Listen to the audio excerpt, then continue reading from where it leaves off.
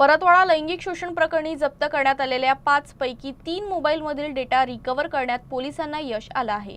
आरोपींनी पुरावे नष्ट करण्याच्या उद्देशाने मोबाईलमधील अनेक आक्षेपार्ह व्हिडिओ आणि फोटो डिलीट केल्याचं तपासात समोर आलं होतं।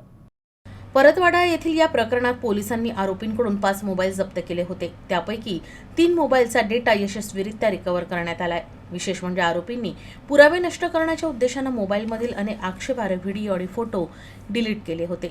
मात्र फॉरेन्सिक तपासाद्वारे डिलीट केलेला डाटा पुन्हा मिळवण्यात यश आलं आहे। यामुळे आता या प्रकरणातील अनेक धक्कादायक बाबी उघड होण्याची शक्यता आहे।